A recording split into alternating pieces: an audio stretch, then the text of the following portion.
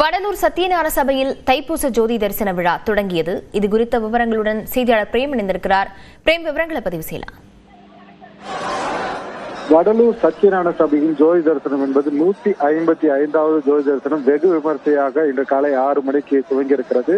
நேற்றைய தினம் இந்த ஜோதி தரிசனத்தை முன்னிட்டு கொடியேற்றம் நிகழ்ச்சி என்பது நடைபெற்றது.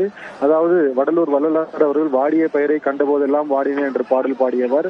இங்கு வடலூர் அருகே பார்வதிபுரம் கிராம மக்கள் 80 காணி நிலம் கொடுத்த அந்த இடத்தில் சத்தியநாராயண சபையை நிறுவி அங்கு தர்மசாலையும் அமைத்தார். எல்லா உயிரும் இன்புற்று வாழ வேண்டும் என்ற பசிப்பிடியை தீர்க்க வேண்டும் என வலியுறுத்தி அங்கு அணையா அடுப்பு என்பது அவர் ஏற்றிய அணைய அடுப்பு இன்றளவும் அன்னதானம் என்பது வழங்கப்பட்டு வருகிறது. இந்த நிலையில் இந்த ஜோதி தரிசனம் என்பது வெகு விமர்சையாக நேற்று தினம் பார்வதி மக்கள் சீர்வரிசையோடு கொடியேற்றத்துடன் துவங்கியது. முதல் 6 காலங்களாக 7 திரைகள் நீக்கி இந்த ஜோதி தரிசனம் என்பது காண்பிக்கப்படும். இன்று காலை 6 மணிக்கு முதல் கால ஜோதி தரிசனம் என்பது 7 திரைகள் நீக்கி காண்பிக்கப்பட்டது. குறிப்பாக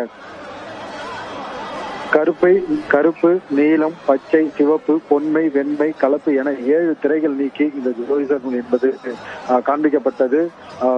இறைவன் உருவ வழிபாடில் இல்லை, ஒளி வழிபாடில் தான் இருக்கிறார் என்பதை உலகிற்கு எடுத்துரைக்கும் விதமாக வள்ளலார் அவர்கள் ஜோதி வடிவில் ஆனதாக ஐதீகம். அதன் தொடர்ந்து 155வது ஜோதி தரிசன விழா என்பது இன்று காலை 6 மணிக்கு முதல் கால ஜோதி தரிசனம் என்பது நடைபெற்றது.